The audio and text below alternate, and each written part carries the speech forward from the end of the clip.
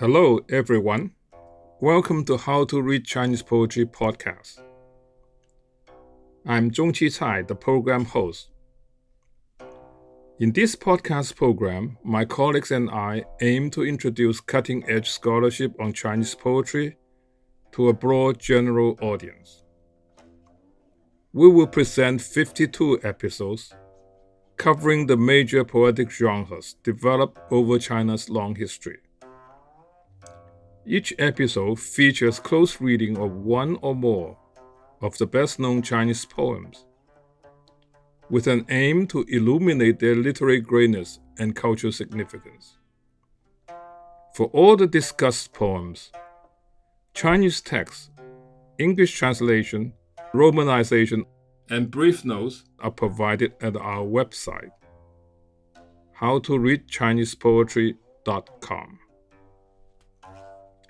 By following the 52 episodes, listener will gain a bird's-eye view of the thematic, formal, and generic evolution of Chinese poetry from antiquity to the modern era.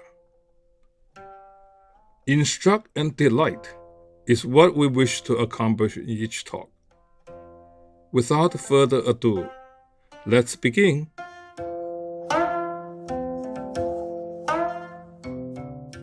Tang Dynasty is a golden age of Chinese poetry. Poetry was made an essential part of civil service examination and became something of national pursuit. The number of Tang poems collected in Quan Tang Shi, or the complete Shi poetry of the Tang, is staggering. Nearly 49,000 poems by 2,200 poets.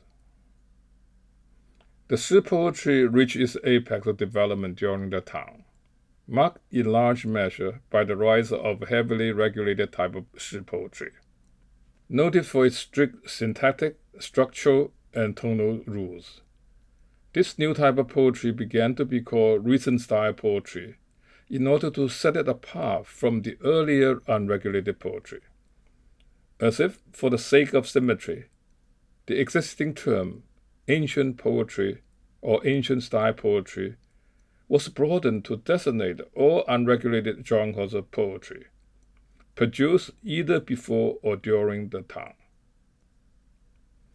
One major category of recent-style poetry is regulated verse, or 律诗, with a fixed length of 8 lines.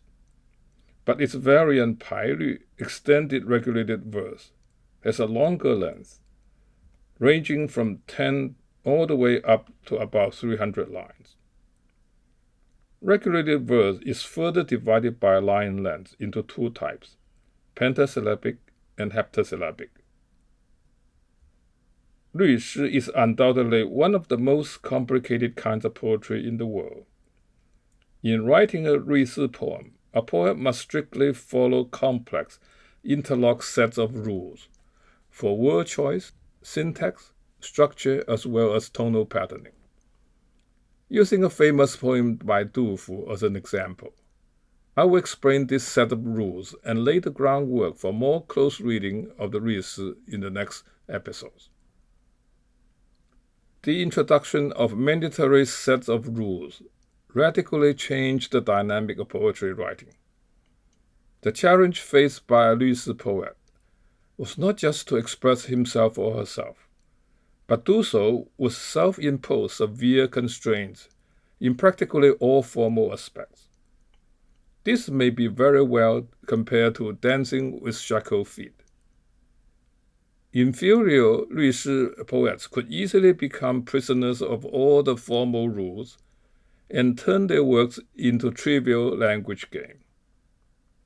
But in the hands of great poets, 律诗 could become a most effective means of achieving the time-honored Chinese poetic ideal, to convey what lies beyond words and image. The poem chosen to demonstrate the complex 律诗 rule is Spring Scene, written by Du Fu in March 757. About 9 months earlier, the capital city of Chang'an had fallen into the hands of the rebel general An Lushan. Du Fu had been captured and briefly detained by the rebel troops. This poem about his war-torn country and family is one of the best known and the most frequently recited of Pentasyllabic Risi poems.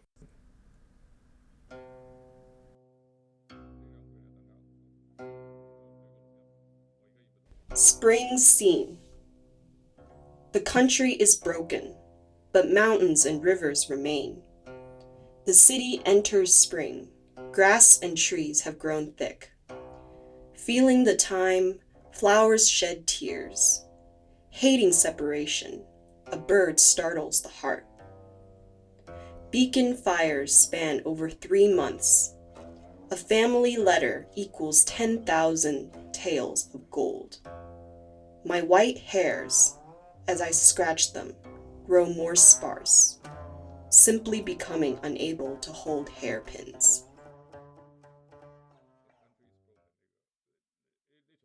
Reading this translation, an English reader may not find the kind of poetic greatness he or she would encounter in Shakespeare, William Wordsworth, or John Keats. There's no profound philosophical or religious contemplation, nor astonishing flight of imagination, nor dazzling display of poetic diction.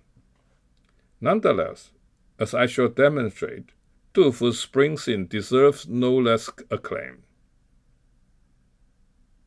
The poetic greatness of Du Fu is of an entirely different kind.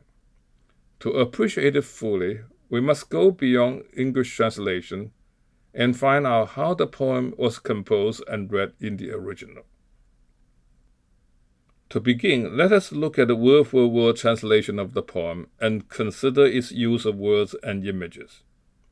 Here, listeners are encouraged to look at the text given on our website, howtoreadchinesepoetry.com. Reading the word-for-word translation, we are first struck by the extraordinary lexical economy, a total of only 40 words. Many literary critics and scholars contend that the lexical economy stems from the non-inflectional nature of the Chinese language. Inflection refers to the variation in words used to depict the relationship of tense, voice, gender, number, case, etc. in an alphabetical language like English. By contrast, in Chinese, this complex relationship are expressed by means of a rather small number of empty words, 虚字, with the aid of the context and semantic rhythm. Unencumbered by inflectional variations, Chinese far more economical than the Western language in its use of words. However, to attribute the lexical economy of Tang regulated verse solely to the Chinese language itself is not entirely convincing.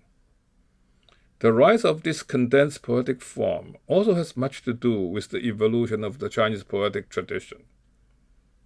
In a pentasyllabic regulated verse, 40 words could do so much, largely because most of them are imagistic content words that have an actual and usually visualizable referent. Thanks to their repeated and innovative use over the past millennium, these content words have become imbued with various feelings and thoughts, and could evoke touching scenes of history or fiction in the minds of an informed reader. As shown by the word-for-word translation, this poem is made up overwhelmingly of content words, 36 out of 40. These content words produce vivid images of following kinds. For tangible things, we have grass, wood, flower, tear, birds, etc. For general scene, we have country, mountain, river, city, spring. For concrete action, we have shed, startle, scratch, hole. For indicating mental condition, we have the verb feel, hate. For indicating physical condition, we have words like broken, remain, thick, separation, span, etc. For indicating temporal conditions and quantities, we have time, 3, month, 10,000, etc. The 4 remaining words are all empty words, 虚字, that have no meaning in themselves and perform only syntactical functions. Such a lopsided ratio between content and empty words is characteristic of regulated verse in general, and of the Tang regulated verse in particular. Having only 40 words to work with, a pentasyllabic 律诗 poet often sought to maximize the use of imagistic content words, while keeping empty words to a minimum. The conspicuous absence of personal pronoun is another noteworthy feature apparent in the word-for-word translation. Contrary to the assertion by some scholars, the absence of personal pronoun is not characteristic of all Chinese poetic genres. For instance, the pronoun I appears profusely in many Han Wei, Yue Fu, and Gu Si poems. Only in the Tang regulated verse do we begin to observe an almost uniform exclusion of personal pronouns, especially that of the lyrical I. The disappearance of the lyrical I produced a further liberating effect on the reader. Thanks to the absence in Chinese of inflectional markings of time and space, Chinese readers enjoy much more freedom than readers of inflected languages in situating the depicted poetic experience. Moreover, with the lyrical I gone, the Chinese reader can easily enter the role of the poet and vicariously reenact his process of poetic creation. In consequence, the dynamics of reading is drastically changed from passive reception to active recreation, as we shall see shortly. For a reader familiar with Western modernist poetry, it is not hard to see that the 3 features just noted, lexical economy, maximization of imagistic appeal, and the minimal use of non-imagistic words, are practically the same aesthetic ideal pursued by imagistic poets like Ezra Pound and William Carlos Williams. Indeed, the word-for-word translation of Spring Scene may seem at first glance to resemble an imagist poem marked by a jumble of disjointed images. However, although the 2 traditions seem to share similar aesthetic ideals, they definitely follow the opposite strategies to achieve them. While imagist poets tend to maximize the impact of words in images by breaking up their syntactical connection, Chinese 律诗 poets seek to produce the same impact by exploiting 2 kinds of covert syntactic linkage inherent in the 律诗 form. The first is the linkage of words within a line. Taking another look at the word-for-word translation, we can clearly see that each line consists of bisyllabic and a trisyllabic segment, as indicated by the column division. Each trisyllabic unit has a 1-character word and a binom, means a 2-character compound, separated by a very slight pause, as indicated by the symbol empty circle. So, instead of being a cacophony of disjointed words, each line produces a pleasurable 2+3 semantic rhythm,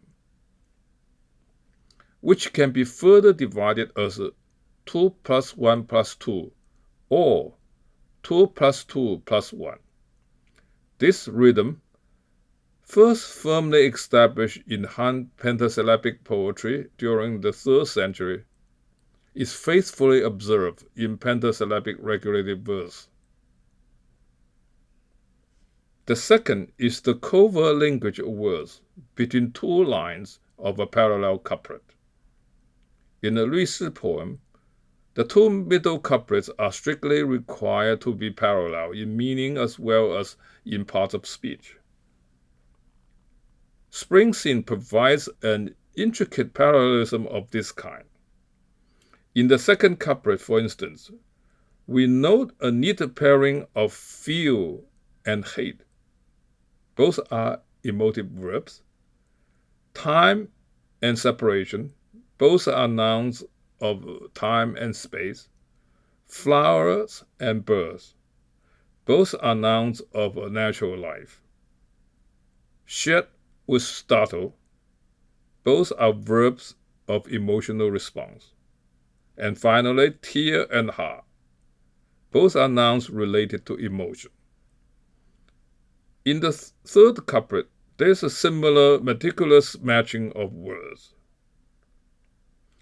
These two kinds of covert syntactic linkage effectively integrates seemingly disjointed words of regulated verbs into a unified and powerfully expressive whole.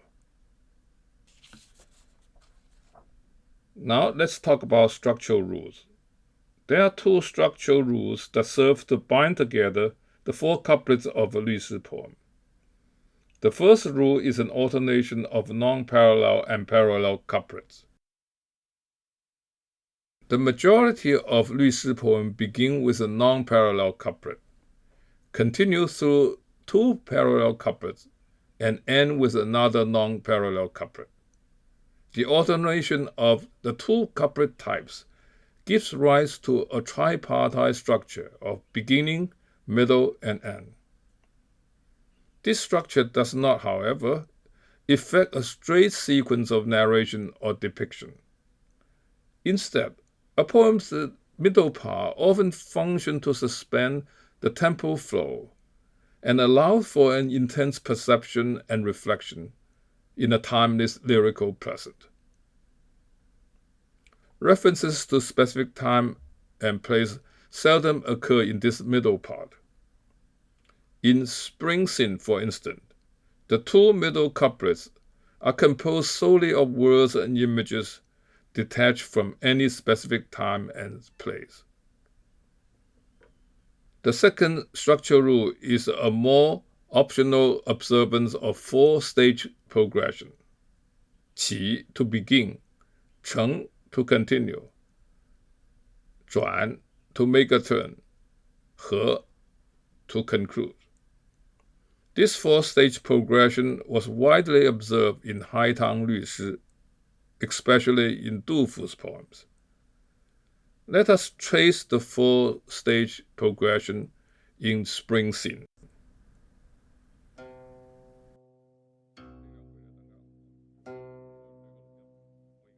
The country is broken, but mountains and rivers remain. The city enters spring, grass and trees have grown thick. Feeling the time, flowers shed tears. Hating separation, a bird startles the heart. Performing the function of qi, the opening couplet sets the time, place, and theme for the entire poem. In the first line, what is human, country, is set against what is natural, mountain and rivers. What is broken by man is pit against what remains in nature. In the second line, this contrast between human destruction and nature's luxuriance is not explicitly stated but implied. The thick growth of grasses and trees clearly signify the state of an abandoned city in the springtime. The second couplet performs its expected function of Cheng to continue by focusing on a set of parallel images. Shifting from a broad scene, the poet begins his mental engagement with specific images. The fixing of his inward gaze upon flowers and birds eventually leads him into a reverie-like experience. Instead of giving a discursive account of this experience, however, Du Fu let us directly experience it through a masterful play of syntactical ambiguities. The omission of the subject in the bisyllabic segment allows us to infer different subjects and therefore have at least 4 different readings of the couplet. First, we can take the poet himself to be the implied subject of both the bisyllabic and trisyllabic segments, and give this reading of the couplet. I feel about this wretched time so badly that even the flowers make me shed tears. I hate separation so much that a bird's call startles my heart. In this reading, the verbs shed and startle are taken in the causative sense. The poet is the real subject who sheds the tears and gets startled, while the flowers and birds are merely nominal subjects, or simply the cause of the poet's emotional response. Then, with a slight stretch of imagination, we can combine the word time with flower and separation with the bird to produce 2 binom, seasonal flowers, 时花, and straying birds, 别鸟. This leads to a second reading of the couplet. Feeling affected by seasonal flowers, I shed my tears. Hating to see the straying birds, my heart is startled by its call. This reading entails a change of rhythm to 3+2 rhythm that violates the standard 2+3 rhythm of pentasyllabic lines. But Du Fu is known to have deliberately violated established semantic rhythm to achieve a special effect. This second reading is quite plausible. Next, if we take the poet as the subject of the bisyllabic segment and take flowers and birds to be the subject of the trisyllabic segment, we will come up with a third reading of the couplet. As I feel the wretched time, flowers shed tears.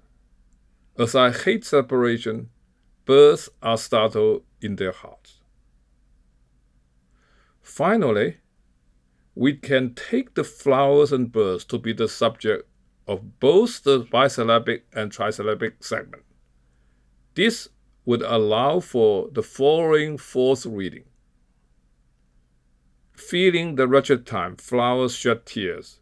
Hating separation, birds are startled in their hearts.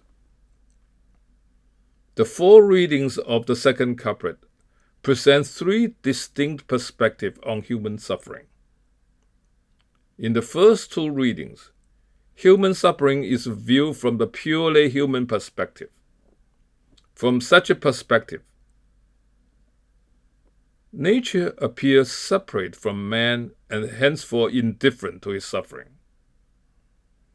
Worse still, nature's indestructibility and perpetual renewal, and her springtime luxuriance, only serve to painfully remind man of his frailty and misery.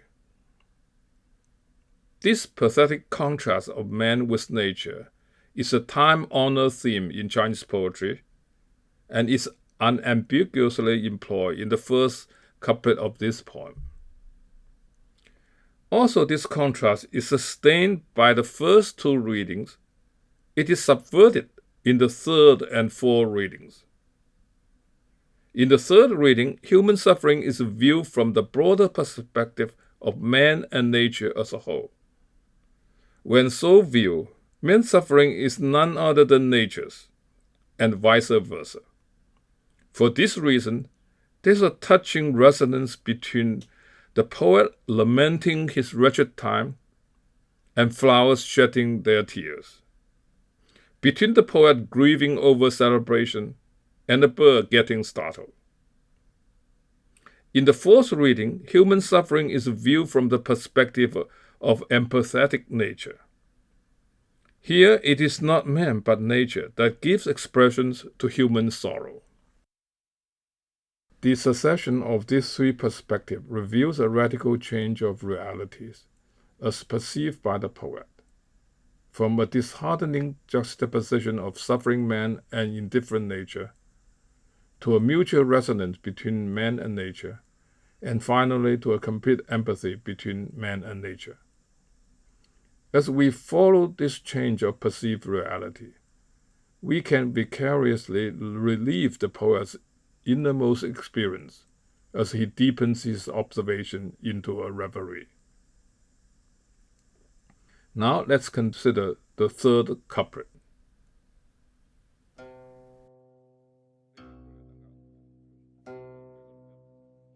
Beacon fires span over 3 months. A family letter equals 10,000 taels of gold. The third couplet faithfully performs the function of Zhuan, or to engineer a turning by introducing a contrasting set of parallel images. The turning in this particular case is a shift from nature to the human world. In contrast to the flowers and the bird, we have now the things of the human world, beacon fire and family letter. At the first glance, these two seem to make an odd pair, because there's no apparent similarity between beacon fire and letter. But once we learn of the ancient practice of lighting a fire atop a watchtower to relay the message of an invasion by nomads, we can see that the two binomes actually make a perfect pair. Du Fu's exploitation of the double entendre of Fenghuo is indisputable. While using this meaning of beacon fire to produce an ingenious parallelism with the family letter, he taps its other meaning as the flames of the war to reveal the causes of the country's ruin and the separation of his family. The verbs span and equal are also perfectly paired, as they each denote a linkage in space and time. The numerals 3 months explicitly mark a long duration. In Chinese, the word san can function as either a cardinal number 3 or an ordinal number, the third, depending on the context in which it occurs. According to many scholars, it works both ways here in the binom Sanyue. First, if taken as 3 months, Sanyue functions as a nice parallelism with Wanjin, or 10,000 gold taels, in the next line. It seems to denote the first 3 months of 757, when the rebels and government troops fought pitched battles. Then, if interpreted as third month, the word refers to March of 757, when Du Fu composed the poem. The verb lian, span, leads to the suggestion that Du Fu might be thinking of the year-long warfare spanning between 2 third months, that is, from March of 756 to March 757. The phrase 10,000 gold taels is far less ambiguous. It is meant to signify the high value ascribed by Du to family letter due to an extraordinary length of separation. It also reveals the extreme difficulty of communication due to the partition of the land by the warring parties. Finally, we should take note of a touch of irony in the third couplet. It is the two linking verbs that set forth all the temporal and spatial realities of separation. Now the final couplet.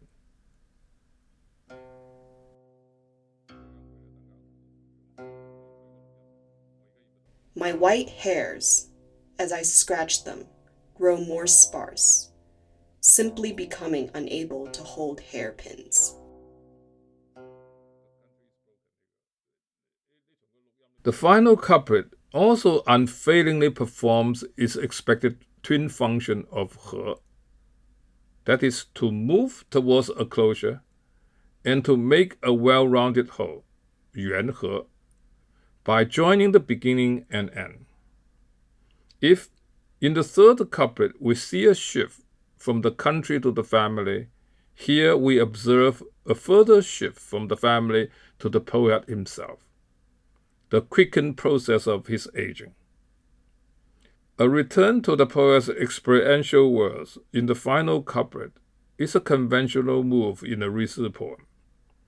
As noted above, the two middle couplets are strictly parallels and usually strip of references to specific time and place, thus projecting a timeless world in the imagination of the poet. By contrast, the final couplet is by rule non-parallel and as such, particularly conducive to a realistic portrayal of the poet's present condition. Consider how the dispensing of parallel syntax enabled the poet to depict his own condition with a long, uninterrupted sentence. Quote, "My white hairs, as I scratch, grow more sparse, simply becoming unable to hold hairpins." Unlike in the first three couplets, there's one single subject, the white-haired head, and all the remaining words are devoted to describing it. In presenting such a close-up portrayal of his white-haired head, the poet intends to tell us not so much about his physical condition as his innermost suffering. Also, it may seem to be an understatement of the poet's intense emotion. This close-up is actually a very powerful expression of it. When the poet's sorrow reaches the point of rapidly ruining his health, what better way can he find to indicate the depth of his suffering than by depicting the destruction of his own body? While rendering pointless any abstract emotive verbs, this evocative image of the poet's white-haired, balding head inevitably harks back to the broken country in the first line, and thus produced the dual effect of moving in cycle, going and returning, 循环往复. As the sensitive reader goes through again the images of the broken country, grieving nature, the scattered family, the aging poet, he perceives a grand Confucian cosmic vision, characterized by the inseparable empathetic bonds a moral man forges with his fellow human beings, his country, and the universe at large. This is the end of episode 26. Thank you for listening. I hope you enjoyed the talk. Let us relax and listen to a reading of the poem in Mandarin.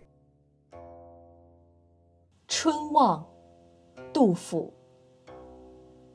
国破山河在，城春草木深。感时花溅泪，恨别鸟惊心。烽火连三月，家书抵万金。白头搔更短，浑欲不胜簪。